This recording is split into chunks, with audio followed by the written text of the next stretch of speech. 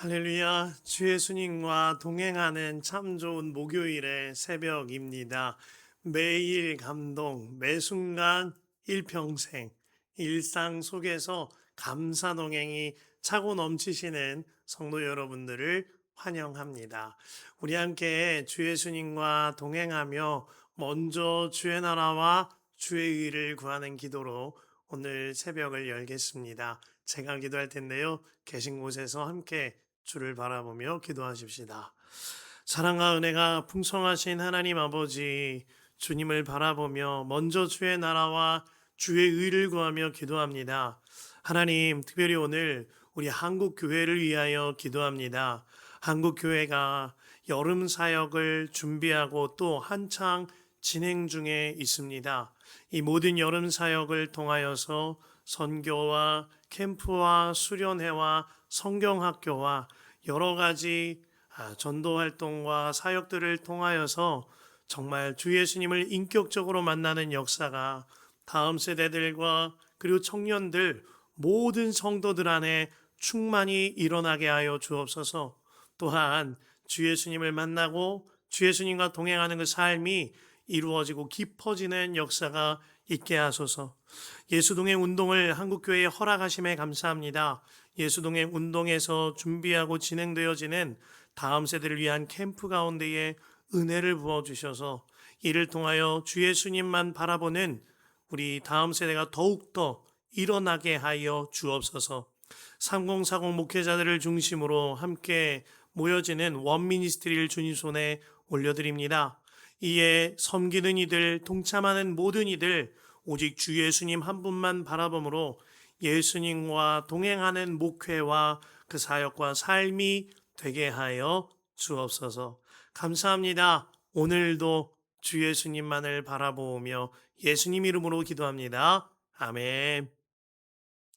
함께 말씀 보겠습니다. 오늘은 시편 9편 1, 2절과 10절의 말씀 함께 보도록 하겠습니다.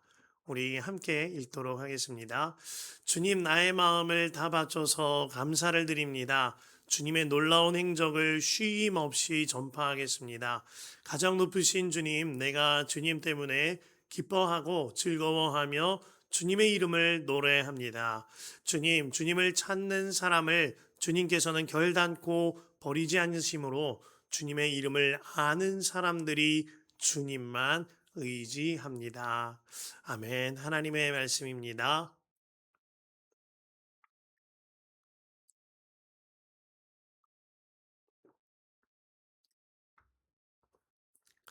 오늘 말씀 고난 속의 믿음, 고난 속의 감사라는 제목으로 함께 나눌 텐데요. 한 목사님이 암투병 중에 계시던 한 목사님이 계셨습니다. 항암을 받고 그 항암 끝에 이제 암 제거를 위하여 수술을 앞두고 있었어요. 수술 당일이 되어 이제 수술방에 들어가게 됩니다. 그 순간 목사님이 하나님께 기도하셨답니다. 하나님, 잘 다녀오겠습니다. 제가 수술 잘 받고 오겠습니다. 라고 하나님께 기도를 하셨다는 거예요. 그런데 대뜸 하나님께서 말씀하시더랍니다. 이놈아, 너 그 수술방 혼자 가는 줄 아느냐? 물어보시더래요. 순간 목사님이 당황했는데 하나님이 너무나도 따스하게 말씀하시더랍니다. 아들아, 수술방에 너 혼자 가는 거 아니야. 내가 너랑 함께 항상 함께 한단다. 너가 이곳에 있을 때도 나는 너와 함께 있었고 네가 수술방에 들어갈 때에도 나는 너와 함께 한단다. 그러니까 그렇게 인사하지 말아라. 내가 너랑 함께 한다. 라고 말씀을 주시더래요. 그 순간 목사님이 깨달으셨답니다. 마태복음 28장 20절 말씀 볼지어다 세상 끝날까지 내가 항상 너희와 함께 있으리라 하시는 그 말씀이 확 믿어지니까요. 수술방에 들어가는 그 침대에 누워서 감사와 감격의 눈물이 그렇게 흐르더랍니다. 그리고 나서 수술을 받는데 마음이 너무너무 평안하시더래요. 그렇게 주님이 주시는 행복과 평안 아래에 수술을 잘 받고 회복하고 계시노라고 이런 이야기를 들은 일이 있습니다. 우리 인생에 수많은 고난이 찾아옵니다. 건강에, 질병으로, 또 재정으로, 관계로 여러 가지 고난이 찾아올 때가 있죠. 그때 지금도 항상 함께 하시는 주님을 바라보고 그 주님이 믿어지면 감사와 감격이 고백되는 겁니다. 고난 속의 믿음이 고난 속의 감사를 피어나게 하는 것이죠.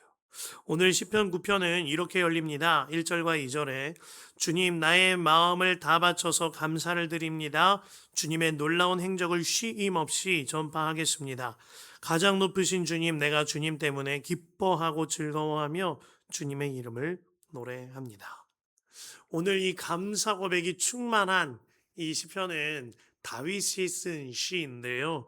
사실 다윗의 삶이 언제나 감사하고 기뻐할 만한 그런 삶은 아니었습니다. 어릴 적에는 남들이 힘들어해서 하고 싶어 하지 아니하는 목동 일을 혼자 해야 했던 어린 시절을 보냈습니다. 결혼 후에는 한 나라의 왕이자 장인이었던 사울로부터 억울한 누명을 뒤집어 쓰고 쫓기는 도망자 신세가 되었던 다윗입니다. 그가 왕이 된 이후에도 다윗의 인생은 결코 순탄하지 않았습니다. 사울과 요나단이 죽은 뒤에 다윗이 헤브론에서 자체적인 왕의 즉위식을 갖습니다만 예루살렘에서 완전한 한 나라의 왕이 되기까지 7년이라는 시간을 기다려야 했습니다. 그렇게 온 이스라엘의 왕이 된 이후에도 우여곡절이 많았습니다. 다윗의 인생에 전쟁이 끊이지를 않았고요. 수많은 전쟁을 치르며 죽음의 위기를 지나야 했습니다. 뿐만 아니라 다윗은 자신의 자녀 셋을 먼저 세상을 떠나보내는 큰 슬픔을 겪어야 했습니다.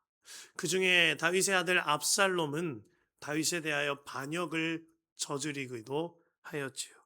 이와 같이 다윗의 삶은 너무나 복잡한 인생이었고 고난의 연속이었습니다. 그래서 오늘 시편 13절에도 보면 죽음의 문턱에서 나를 이끌어 주시는 주님이라고 고백하는 겁니다. 그러면서 15절과 16절에 이방인들이 자기가 쳐놓은 덫에 걸려 넘어지게 해주십시오 라고 간구합니다. 그만큼 다윗을 해치려고 하는 사람들이 많았다라는 겁니다. 하지만 그 속에서도 다윗은 살아계신 하나님을 바라보았습니다. 그래서 3절 말씀에 주님 원수들이 넘어져 죽었습니다 라고 고백하는 겁니다. 지금까지 항상 나와 함께 하시며 원수들을 물리치셨던 그 주님을 다윗이 기억하며 믿음으로 주님을 바라보고 간증하고 있는 겁니다. 마찬가지로 4절에 주님은 공정하시고 정직한 판결을 내려 주셨습니다 라고 고백하고 있습니다. 5절과 6절을 보면 모두 공정하고 판결하시고 원수를 물리치셨던 주님의 행적에 대한 간증문과 같아요. 이 모든 고백을 다윗은 제가 이겼습니다. 제가 승리했어요 라고 하지 않고 주님이 하셨습니다 라고 고백합니다. 특별히 이 모든 장면에서 다윗이 이 문장을 과거형으로 쓰고 있는데 주목해야 합니다. 지금까지 살아오면서 수많은 고난이 있었지만 그때마다 함께 하셨던 하나님, 그때마다 지키시고 함께 하시며 보호하시고 이기게 하셨던 하나님, 그 하나님을 다윗이 경험한 거예요. 그로 말미암아 다윗이 하나님을 찬양하며 하나님께 감사하며 그 하나님이 믿어짐으로 마치 간증문을 쓰듯 시편을 써내리고 있는 겁니다. 마침내 다윗은 7절에 이같이 고백합니다. 주님은 영원토록 다스리시며 심판하실 보좌를 견고하게 하신다. 지금까지 함께 하신 하나님, 지금도 나와 함께 하시는 하나님, 그 하나님이 영원히 세상을 다스리시며 나를 보호하신다. 나와 함께 하신다. 이 고백을 하고 있는 겁니다. 그 하나님이 8절 말씀처럼 정의로 세계를 다스리시며 공정하게 만백성을 판결하신대요. 온 세상을 다스리시는 그 하나님이 지금도 나와 함께 하시고 영원히 나와 함께 하십니다. 이 믿음이 있으니 다윗이 고난 속에서도 1절 말씀 그대로 주님, 나의 마음을 다 바쳐서 감사를 드립니다. 하며 감사 고백할 수 있던 겁니다. 지금은 은퇴하신 원로가 되신 이동원 목사님, 그 목사님께서 미국에서 변호사로 활동하던 아들이 암투병으로 세상을 떠났을 때 그 아들의 장례식장에서 10가지 감사 고백을 올려드립니다. 이런 고백이었어요. 첫 번째, 아들이 그 지독한 암의 통증에서 해방되어 감사합니다. 두 번째, 영광의 나라 천국에 입성하여 감사합니다. 세 번째, 그동안 유머가 많았던 아들을 인해 누린 기쁨을 통하여 감사합니다. 넷째, 단 한 번도 불평 없이 자랑만 하던 아내와 애교 덩어리 손자를 남겨줘서 감사합니다. 다섯째, 어려서 게임을 좋아하더니 게임 변호사가 된 것을 감사합니다. 여섯째, 아들의 고통을 통해 예수님을 내어주신 하늘아버지의 고통을 알게 하심 감사합니다. 일곱째, 아들의 암투병을 통해 수많은 암 환자의 고통과 연대하게 된 것 감사합니다. 여덟째, 또한 자식을 먼저 떠나보낸 수많은 부모들의 고통과 여덟째, 또한 자식을 먼저 떠나보낸 수많은 부모들의 고통과 연대하게 되어 감사합니다. 아홉째, 아들의 치유를 위해 기도한 수많은 중보 기도자들과 한 지체가 되어 감사합니다. 열째, 아들이 간 천국을 더 가까이 소망하게 되어 감사합니다. 어떻게 아들을 잃은 이 슬픔 속에서 이와 같은 감사를 고백할 수 있는 것입니까? 지금까지 함께 하신 하나님, 지금도 아들과 함께 하시고 나와 함께 하신다. 그 하나님이 영원히 우리와 함께 하신다. 이것이 믿어지니 아들 잃은 슬픔 속에서도 감사를 고백할 수 있던 겁니다. 고난 속의 믿음이요, 고난 속의 감사를 피어나게 하는 것이죠. 오늘 다윗은 하나님을 향한 확실한 믿음이 있었습니다. 그로 말미암아 어떤 상황 속에서도 주님을 찾으며 주님께 의지함으로 주님께 감사만 드릴 수 있던 거예요. 10절에 이같이 고백합니다. 주님, 주님을 찾는 사람을 주님께서는 결단코 버리지 않으심으로 주님의 이름을 아는 사람들이 주님만 의지합니다. 주님의 이름을 아는 사람들이 주님을 의지한답니다. 주님의 이름을 아는 사람 누구죠? 다윗만인가요? 아닙니다. 주님의 이름을 알고 진정으로 그분을 나의 하나님으로 부르는 사람, 바로 우리를 의미합니다. 이제 우리는 어떤 상황 속에서도 찾을 수 있는 분, 의지할 수 있는 분, 그분 우리 하나님이 계신 거예요.